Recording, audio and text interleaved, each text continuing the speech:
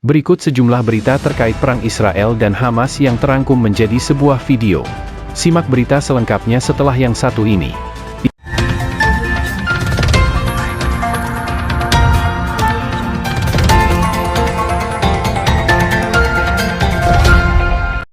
Israel diprediksi akan musnah, runtuh, dan hancur di tahun 2026 jika Netanyahu masih memimpin negara.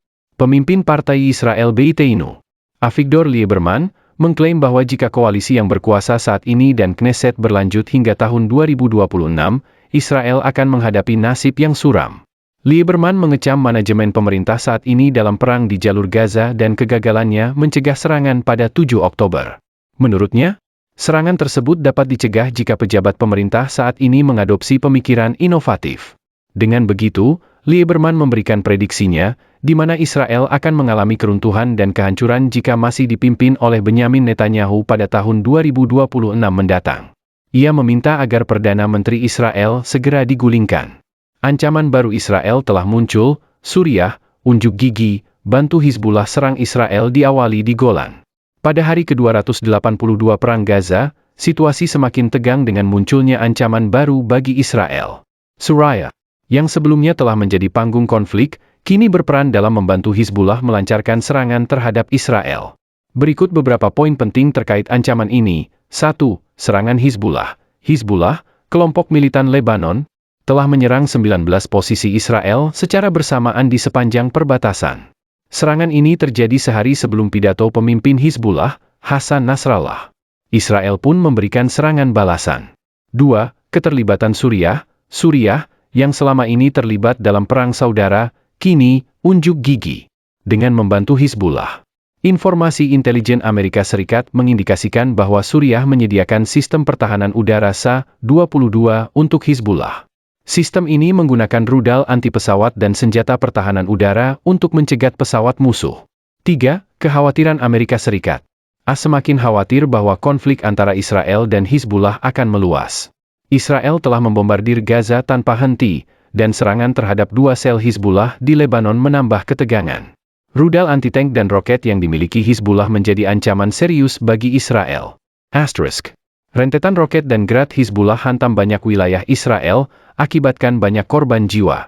Pada tanggal 26 Oktober 2023, wilayah Israel menghadapi serangan roket yang mengakibatkan banyak korban jiwa.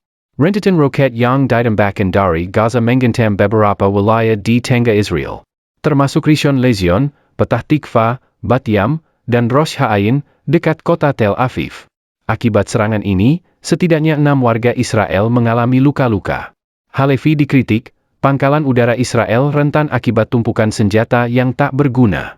Jenderal IDF Israel, Herzi Halevi, mendapat kritikan keras dari mantan Komandan Brigade Korps Lapis Baja, Yitzhak Brik.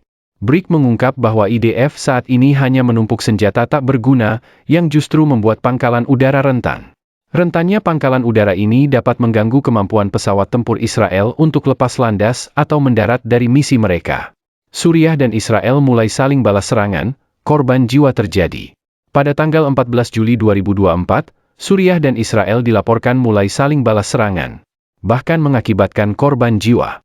Laporan dari kantor berita negara Suriah sana menyebutkan peristiwa ini.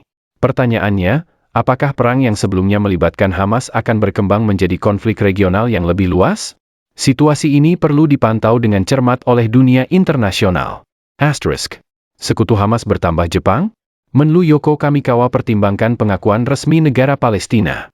Menteri Luar Negeri Jepang, Yoko Kamikawa, mengutip Al-Mayadeen pada tanggal 14 Juli 2024, menyatakan bahwa Jepang sedang mempertimbangkan untuk secara resmi mengakui negara Palestina. Keputusan ini bergantung pada kemajuan proses perdamaian yang sedang berlangsung di Timur Tengah. Sebelumnya, Jepang telah mengutuk serangan teror oleh Hamas dan mendukung Israel dalam membela diri.